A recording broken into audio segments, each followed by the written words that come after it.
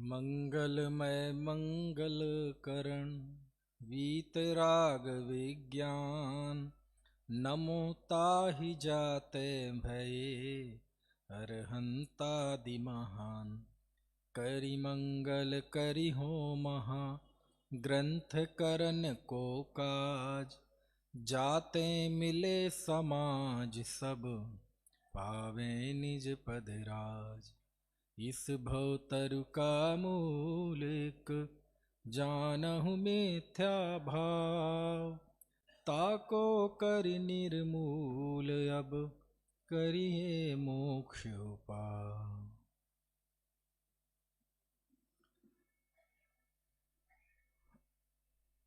मुझे जो विषय दिया गया है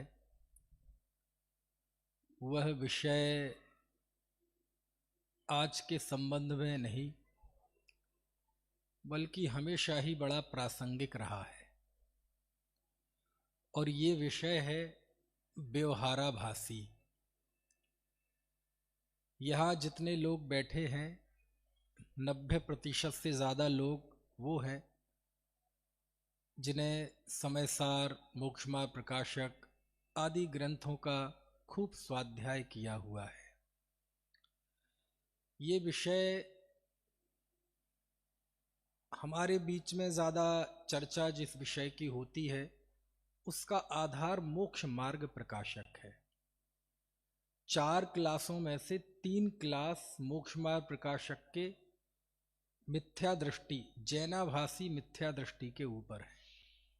अभी ये चल रही है व्यवहाराभासी की, अभी भाई साहब अभय जी की होगी उभयाभासी की, और उन्हीं के साथ दूसरी होगी निश्चयाभासी की। तो चूंकि आभास संबंधी ये पहली कक्षा है तो उस नाते इस विषय की कुछ भूमिका भी मैं बता दूं तो बाकी कक्षा अध्यापकों का काम थोड़ा सा आसान हो जाएगा। उपलब्ध जो मोक्ष मार्ग प्रकाशक है इसमें 9 अधिकार हैं। आज से लगभग 250 साल पहले जयपुर में आचार्य कल पंडित टोडरमल जी ने इस मोक्ष मार्ग प्रकाशक की रचना की थी।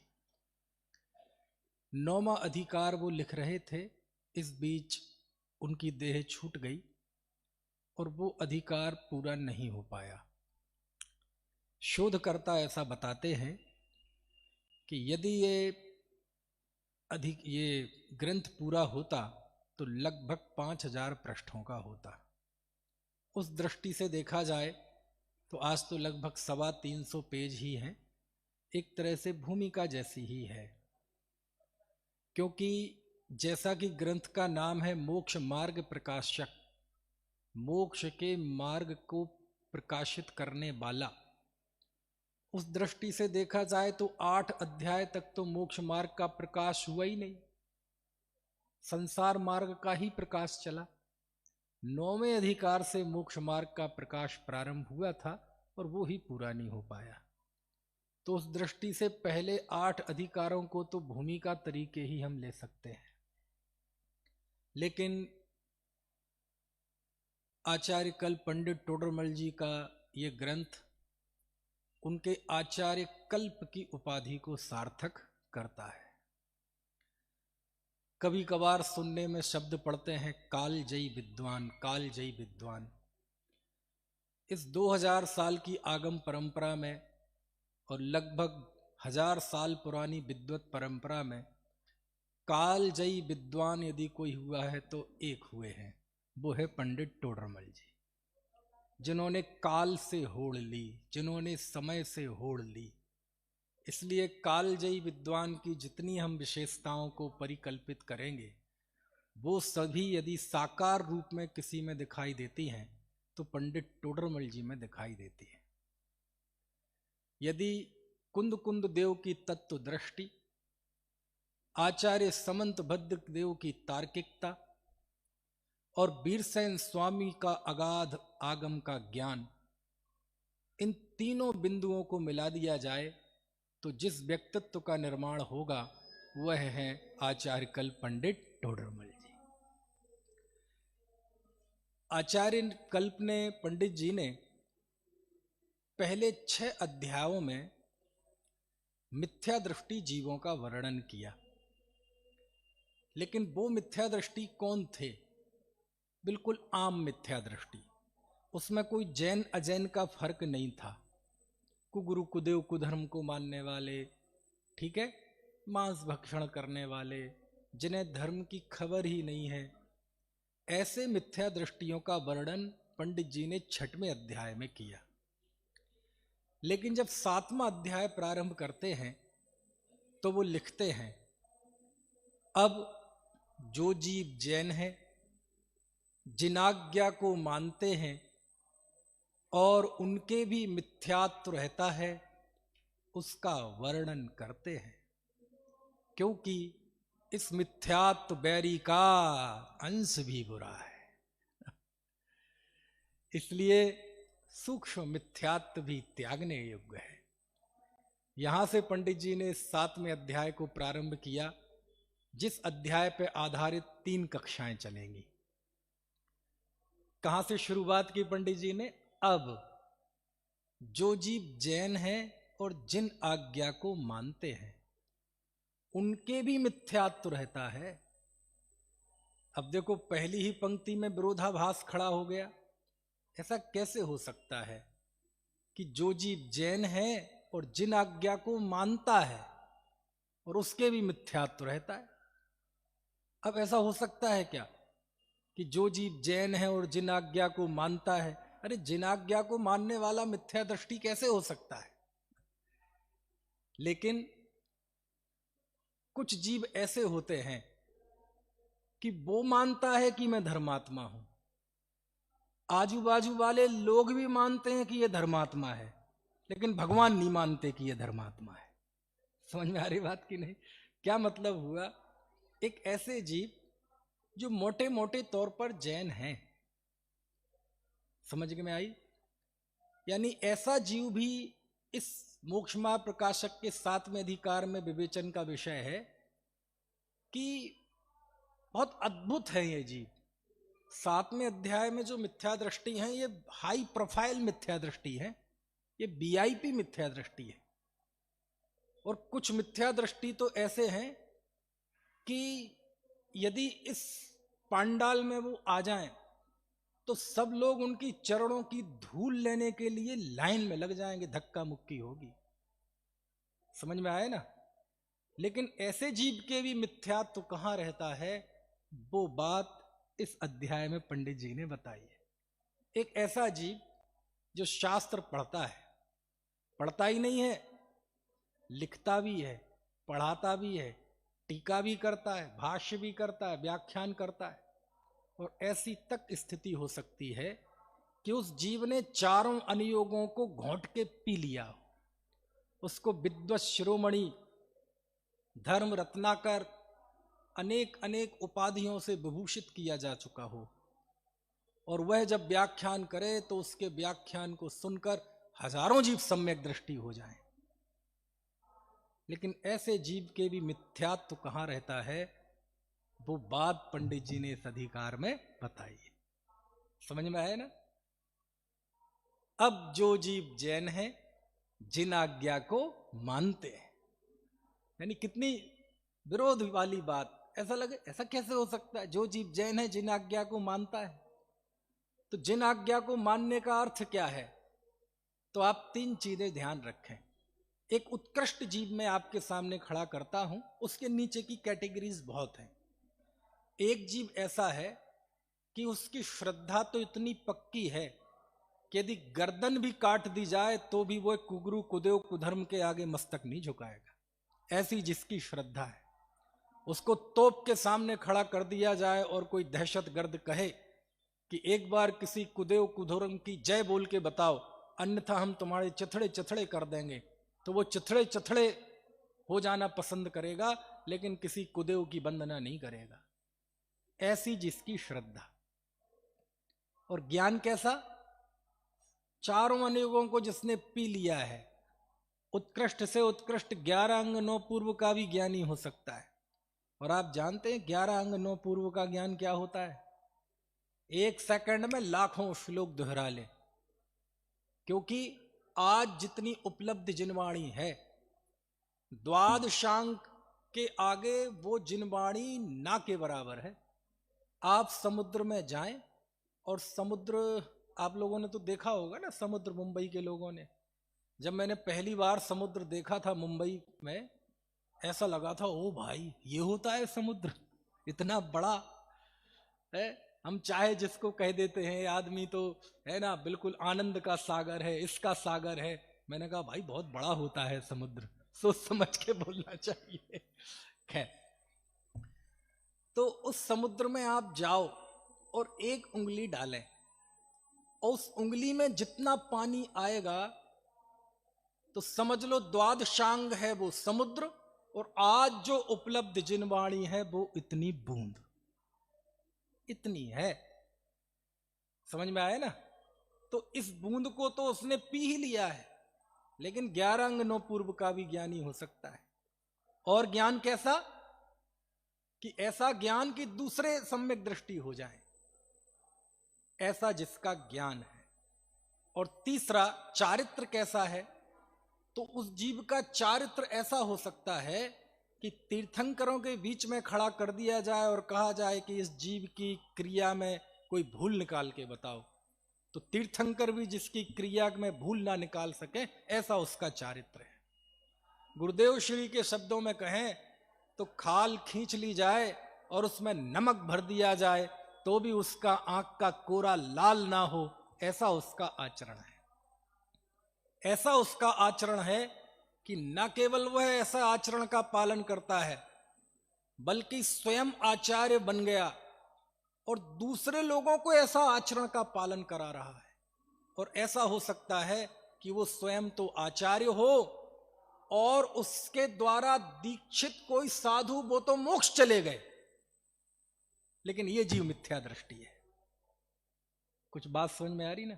ऐसी जिसकी श्रद्धा, ऐसा जिसका ज्ञान और ऐसा जिसका आचरण हो, ऐसे जीव के भी मिथ्यात्व कहां रहता है, वो बात पंडित जी ने यहां मोक्ष महाप्रकाशक के 7वें अध्याय में बताई है, जिसकी हम चर्चा करेंगे। तो आप समझ गए इन पंक्तियों का क्या अर्थ है? कि जो जीव जैन है, जिन आज्ञा को मानता है, मानता है मतलब उसे लग रहा है कि मैं जिन आज्ञा को मानता हूं, बाजू वालों को भी लग रहा है कि ये बहुत बड़ा धर्मात्मा है, ज्ञानी है, सम्यक दृष्टि है, लेकिन वस्तुतः तत्वतः वास्तव में वो अभी जिन आज्ञा को मानता नहीं है। समझ में आया? ऐसे 4 प्रकार के जैनाभासी मिथ्या दृष्टियों का कथन, 4 प्रकार के वीआईपी मिथ्या दृष्टि, हाई प्रोफाइल मिथ्या दृष्टियों का वर्णन इस अधिकार में किया है। और उनके नाम कौन कौन से हैं? पहला निश्चयाभासी, दूसरा व्यवहाराभासी, तीसरा उभयाभासी और चौथा सम्यक्त्व के सन्मुख मिथ्या दृष्टि। कितने? 4। निश्चयाभासी, व्यवहाराभासी, उभयाभासी और सम्यक्त्व के सन्मुख मिथ्या दृष्टि। तो पहले 3 आभासियों पे तो क्लास चल ही रही है, ठीक है। एक चौथा बचा है, कौन? सम्यक्त्व के सन्मुख मिथ्या दृष्टि। अब इसने पता नहीं क्या बिगाड़ा है, इस पे क्लास नहीं चल रही है, तो शाम को हम लेंगे उसे थोड़ा। समझ में आया ना? चलिए, अब प्रश्न यह है कि ये मिथ्या दृष्टियां खड़ी कैसे हुई, कैसे खड़ी हुई? ये मिथ्या दृष्टि जीव नहीं है, ये मिथ्या दृष्टियां हैं। समझ गए आप? अब कभी कभार दोनों घुल मिल जाती हैं, कभी मिथ्या दृष्टियों की बात करते हैं और फिर कभी कभार पंडित जी ऐसी मिथ्या दृष्टियां जिस जीव के होती हैं उस जीव की बात करते हैं। तो पहले तो अभी हम मिथ्या दृष्टियां देखें। अब ये पहले 3 प्रकार के मिथ्या दृष्टि, निश्चयाभासी, व्यवहाराभासी, उभयाभासी, ये तीनों प्रकार के सम्यक मिथ्या दृष्टि शास्त्र पढ़कर हुए हैं। क्या पढ़कर हुए हैं? ऐसा भी होता है क्या?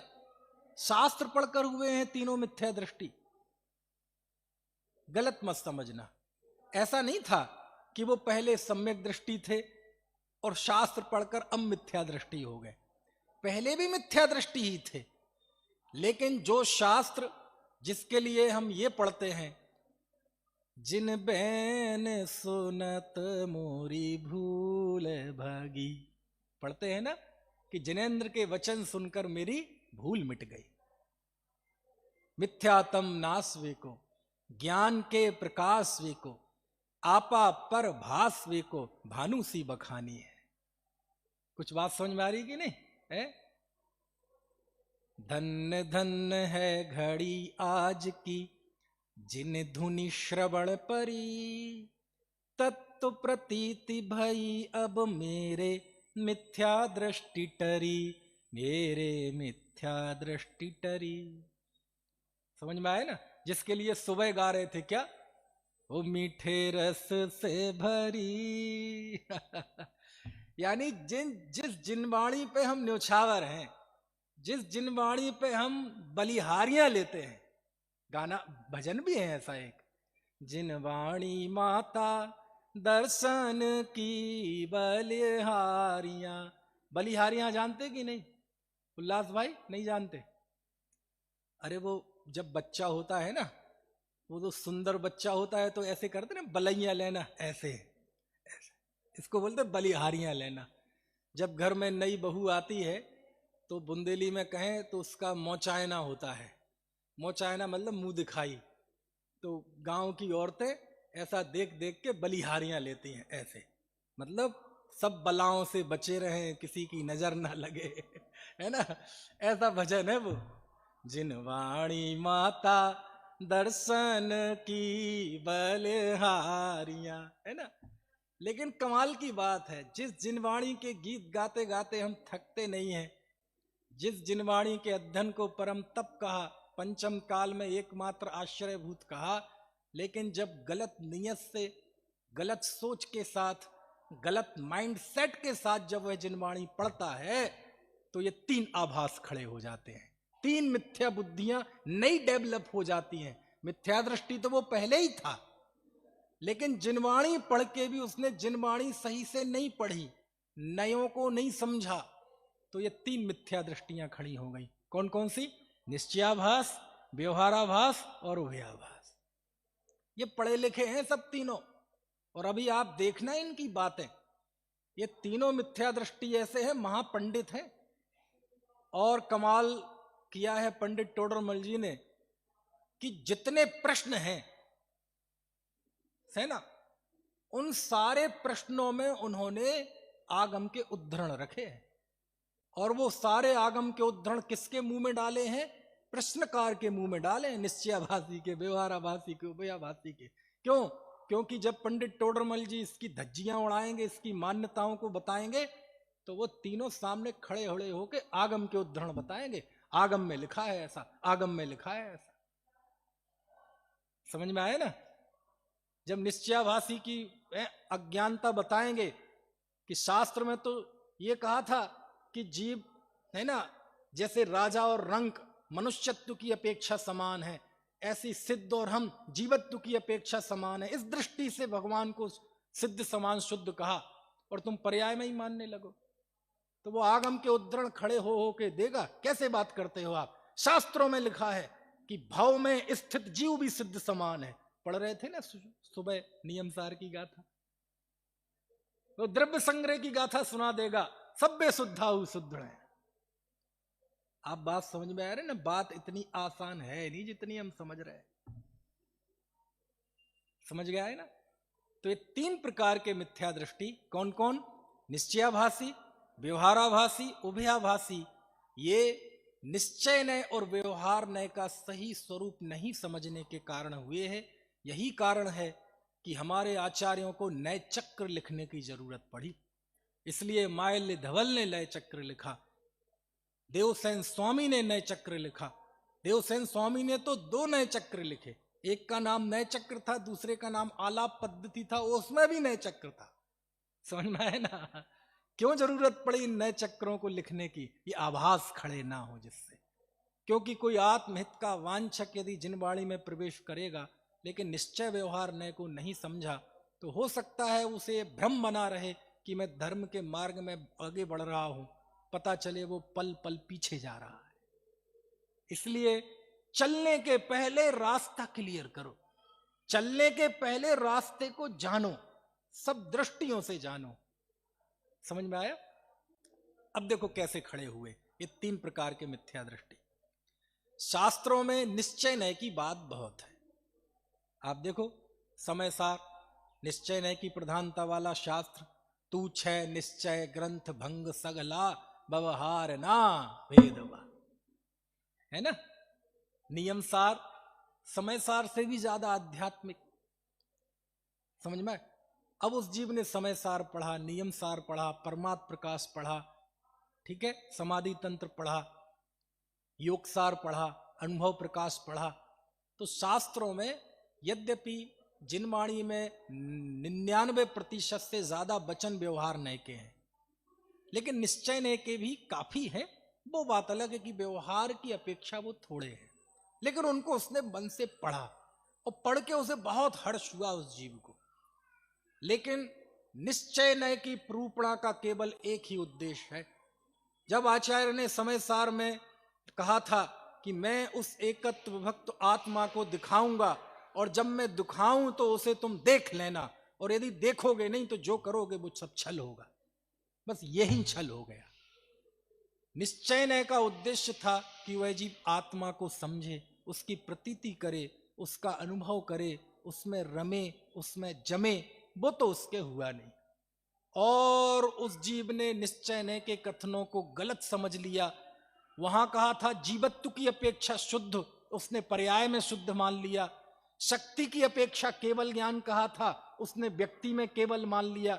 स्वभाव की दृष्टि से राग आदि से रहित और बंधन से रहित कहा था, उसने सर्वथा मान लिया।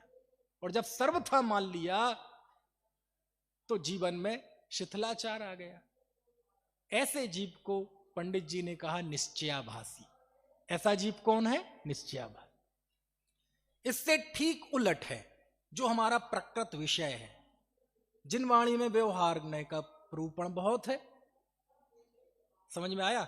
ब्रशशील, संयम, है ना, सम्यक दर्शन के 8 अंग, सम्यक ज्ञान के 8 अंग, 11 प्रतिमाएं, महाव्रत, अणुव्रत, दिग्व्रत, देशव्रत, 6 आवश्यक, 7 शेष गुण, व्यवहार की प्रूपणा से शास्त्र भरे पड़े हैं।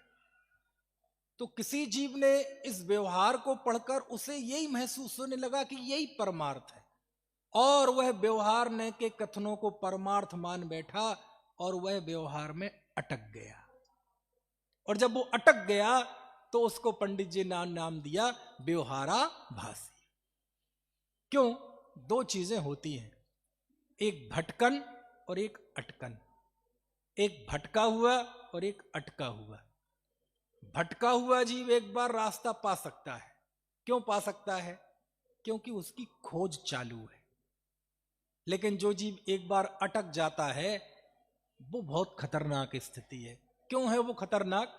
क्योंकि अटका हुआ व्यक्ति रुक चुका है, उसकी खोज खत्म हो चुकी है, उसकी रिसर्च खत्म हो चुकी है। अब उसके लिए सच्चाई के सारे रास्ते बंद हो गए। किसने किए बंद? उसने खुद कर लिए अटक कर।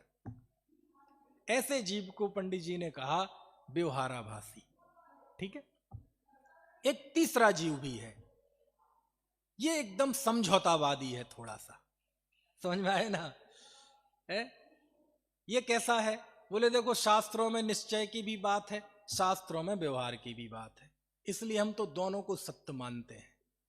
अब पंडित टोडरमल जी के चरणों में गया, अब तो ठीक है ना, जो निश्चय को मानता था उसको आपने उसे निश्चयाभासी मिथ्या दृष्टि कहा, जो व्यवहार को अकेला मानता था उसे आपने व्यवहाराभासी मिथ्या दृष्टि कहा। हम दोनों ही को मानते हैं, अब तो ठीक है। तो पंडित जी ने उसके माथे पे एक तीसरा टैग चिपका दिया जिसका नाम था उभयाभासी। क्या नाम है उसका? समझ में आया? पहले के समय में जब वोटिंग होती थी ना, आजकल तो वोटिंग वो उससे होती है ईवीएम से, हालांकि उसकी इज्जत भी दांव पे है। समझ में आया? पहले बैलेट पेपर से होते थे।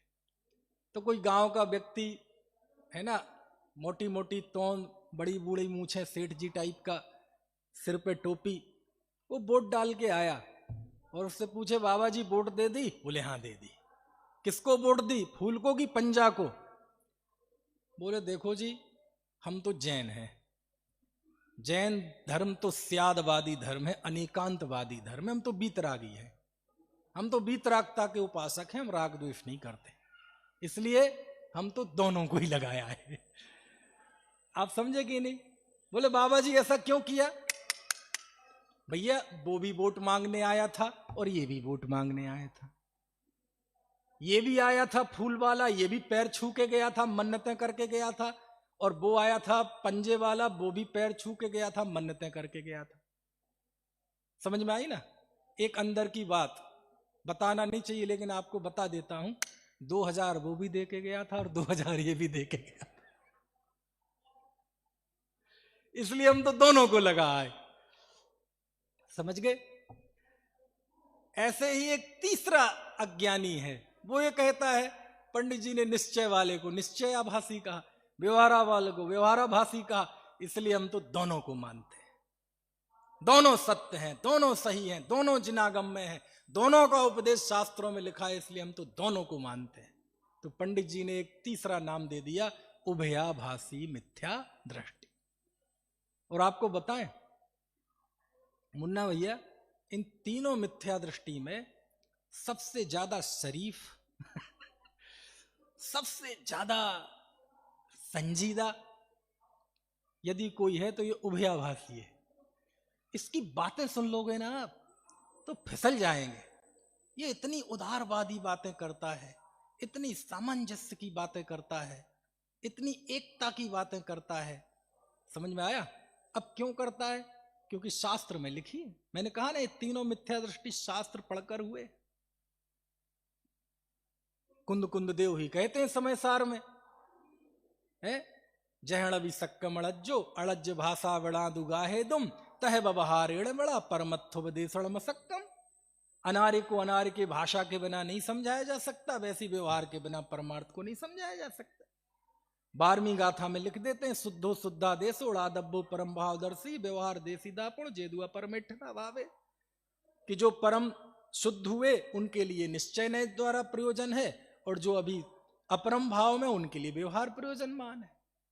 और कमाल तो जब हो गया जब अमृतचंद स्वामी के चरणों में गए तो वो कहते हैं, जय जिणमयम पबज्जय तामा व्यवहार क्षय मुयः एक केड़ वेणा छिज्जय तिथम अन्येण तच्च। यदि तुम जिन मत का प्रवर्तन करना चाहते हो तो, नहीं चाहते हो तो कोई बात नहीं, लेकिन चाहते हो ये जिन शासन का प्रवर्तन चलता रहे, जिन शासन दिग दिगंत में फैलता रहे, तो क्या करो, दोनों नयों में से किसी को भी मत छोड़ो। निश्चय को छोड़ दोगे, व्यवहार को छोड़ दोगे तो तीर्थ का लोप हो जाएगा, और निश्चय को छोड़ दोगे तो तत्व का लोप हो जाएगा। तो भयाभासी कहता है, देखो आचार्य ने कहा है ना, इसलिए हमने दोनों को पकड़ लिया। मैं कह रहा हूं ना, ये तीनों मिथ्या दृष्टि महापंडित हैं, शास्त्र रट रखे हैं, मुंह जुबानी है। आप एक मान्यता का खंडन करोगे तो अपनी मान्यता के पोषण में 50 आगम प्रमाण उपस्थित कर देगा, चाहे निश्चयाभासी हो, चाहे व्यवहाराभासी हो, और चाहे उभयाभासी हो। समझ में आए ना? तो फिर ये गलती हुई कैसे? वो गलती इसलिए हुई क्योंकि हम निश्चय नय और व्यवहार नय को समझते नहीं है। यही कारण है कि माल्य धवल को लिखना पड़ा, जेड़ दिट्ठी बिहीणा ताणा बत्थु सहाब उपलब्धि बत्थु सहाव विहीणा सम्मा दिट्ठी कहम होंती। जो नए दृष्टि से विहीन है उन्हें वस्तु के स्वरूप की प्राप्ति नहीं होती, और जिन्हें वस्तु के स्वरूप की प्राप्ति नहीं होती वो सम्यक दृष्टि कैसे हो सकते? लिखना पड़ा कि सुनय के ज्ञान से रहित जीव के सम्यक श्रुत भी मिथ्या हो जाता है। क्या मतलब हुआ? सांप है, उसके लिए तुरंत का निकला हुआ देसी गाय का दूध, देसी से भी बढ़िया होती है कोई? मुन्ना भैया सिर हिला रहे, मैं बता नहीं रहा, पता चले कल से उसकी व्यवस्था करने लगे। गिर गाय, गिर गाय, गिर गाय का बड़ा आजकल ग्लैमर है दूसरी जगह। हाँ, उसका घी भी 2400 रुपए किलो देते हैं। समझ में आया ना? ऐसी गिर गाय का दूध, वो भी मर्यादा का निकला हुआ, तुरंत का, अंतर मुहूर्त के अंदर उसे छान के गरम किया है, ऐसा बढ़िया तुरंत की निकली गाय का हष्ट मिष्ट पुष्ट धवल निरंजन दूध, लेकिन सांप को पिलाया जाए तो क्या होगा? वो जहर बन जाता है। तो वो जो दूध जहर बन गया, इसमें दूध की कमी है कि सांप की अपात्रता है? मेरा उदाहरण नहीं है, समझ में आए ना? ऐसे ही कहते हैं, यदि नए दृष्टि नहीं है, निश्चय नए व्यवहार नए का सही ज्ञान नहीं है, तो महान वीतराग तत्व ज्ञान आचार्यों के वचन पढ़कर भी हमारे अंदर जाकर वो क्या बन जाते हैं? जहर बन जाते हैं। समझ में आए ना? कोई अध्यात्म की बड़ी बड़ी बातें कर रहा हो और उससे कहे भैया पानी छान के पिया करो, ऐसे जमीकंद मत खाया करो, तो देखो कैसे सम्यक श्रुत भी जहर बन जाता है अंदर आके। वो एकदम कहेगा, लगता है आपने समय सार नहीं पढ़ा, जहां की ये लिखा है, निज आयु क्षय से मरण हो यह बात। देखो हो गई ना, सम्यक श्रुत भी मिथ्या हो गया ना। नहीं आई बात समझ में? ऐसे हो जाता है, क्योंकि अज्ञानी अपने अज्ञान का संरक्षण करता है, संवर्धन करता है, और उसके लिए यदि जिनवाणी के वचन उसे मिल जाएं तो समझ लो उसे मुंह मांगी मुराद मिल गई। तो ये तीसरा कौन हो गया? उभयाभासी। ये क्या कहता? दोनों ही सही है। ठीक है।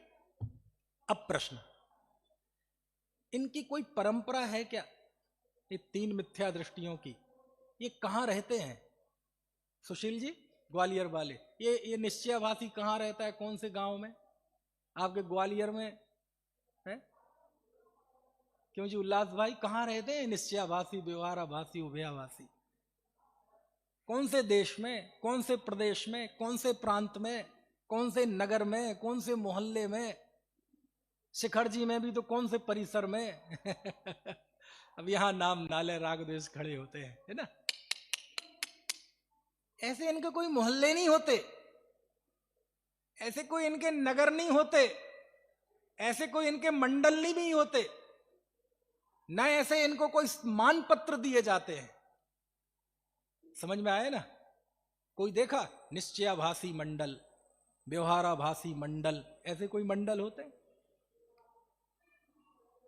किसी को ऐसी उपाधि, क्योंकि नाम इनके दरअसल ऐसे हैं, निश्चयाभासी, व्यवहाराभासी, नाम इनके ऐसे हैं कि जैसे लगता है बहुत बढ़िया आदमी हो। जैसे वो कोई सुनाने लगता था कि गुरुदेव ने किसी से कहा, अब पता नहीं कितनी सही है, कि वो, अरे तुम तो चाट खाते हो, अरे तुम तो रत्न प्रभा में जाओगे भाई जी वैसे। अच्छा जी, अरे गुरुदेव हम कहां, रत्न प्रभा में तो आप जैसे लोग जाएंगे। हम तो जाएंगे कहीं खराब सी जगह, मतलब वो नाम ऐसे है ना नरक के, रत्न प्रभा, शर्करा प्रभा, ये नाम ऐसे लगते हैं जैसे कोई बढ़िया, जबकि नरक भूमियों के नाम है, ऐसे नाम लगते। निश्चयाभासी, व्यवहाराभासी, विद्वत शिरोमणि, धर्म रत्नाकर, दान वीर, ऐसी उपाधियां सी लगती ना। यदि इस तरह की उपाधि होती तो घरों में उपाधियां टगी हुई मिल जाती, सम्मान पत्र की तरह, निश्चयाभासी, व्यवहाराभासी। लेकिन ना तो इनकी कोई नगर होते हैं, ना गलियां होती हैं, समझ में आया? ना इनके कोई मोहल्ले होते हैं, तो कहां होते हैं, कौन होते हैं?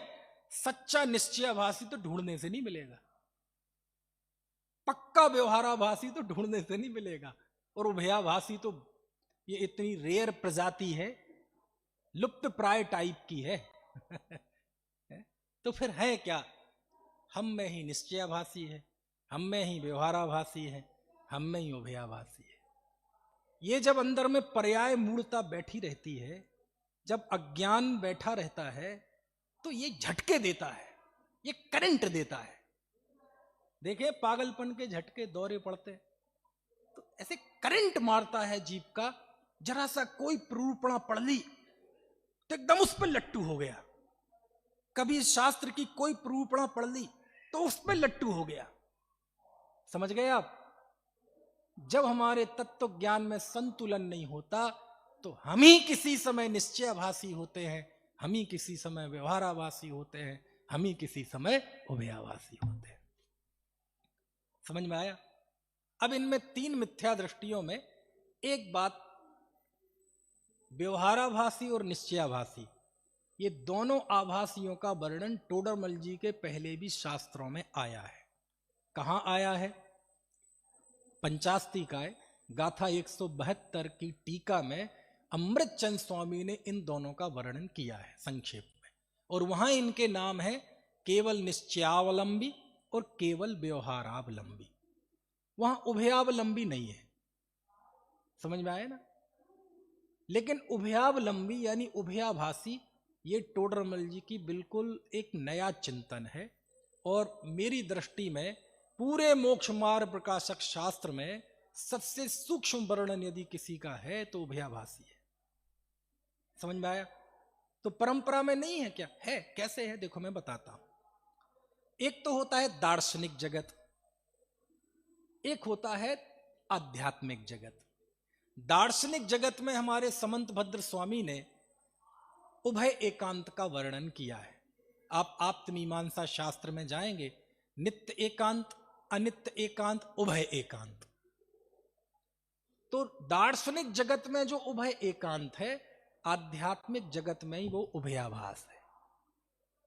जैसे वहां नित्य एकांत अनित्य एकांत के बाद उभय एकांत का वर्णन करते हैं, तो वो चूंकि द्रव्यार्थिक पर्यायार्थिक इस शैली में बात चलती है, यहां बात वो निश्चय व्यवहार की शैली में, मोक्ष मार्ग में निश्चय व्यवहार मुख्य हो जाता है। तो यहां क्या हो गया? निश्चय का एकांत, वही फॉर्मूला यहां लगाओ, व्यवहार का एकांत और दोनों का एकांत, सो उभय एकांत, वो यहां उभयाभास है। समझ में आई बात की नहीं? इस तरह पंडित टोडरमल जी ने उस उभय एकांत को मोक्ष मार्ग में लागू करके एक नए तरह के अज्ञान को ऊपर ध्यान आकर्षित कराया। क्योंकि कई बार ऐसा होता है, व्यक्ति समन्वयवाद के नाम पे मिथ्यात्व का पोषण करता है, तो ऐसा उन्होंने उभयावाद बताया। ठीक है, तो अब ईमानदारी से बताना जरा। अच्छा भाई साहब आ गए, तो अब तो समय हो ही गया है। बस एक बार मुझे इन चारों मिथ्या दृष्टियों के नाम आप उच्चरित करके बता दीजिए, ताकि फिर आगे भाई साहब को गद्दी सौंप सकूं। कौन कौन से हैं जरा बताना? निश्चयाभासी, व्यवहाराभासी, उभयाभासी, सम्यक्त्व के सन्मुख। ये इतनी आज जो भूमिका ली है वो क्यों ली है? क्योंकि आभासियों पे 3 क्लास चलनी है, और उन सब में पहली क्लास चूंकि मेरी आ गई, इसलिए मुझे थोड़ा सा ये भाव आया कि कुछ भूमिका इन चारों मिथ्या दृष्टियों की आपके सामने रखें। अब आगे की जो कक्षा होगी वो विशुद्ध रूप से हम दूसरे नंबर का जो मिथ्या दृष्टि है, क्या नाम है उसका, व्यवहाराभासी मिथ्या दृष्टि, उस पर हम चर्चा करेंगे। अभी की बात समाप्त करें।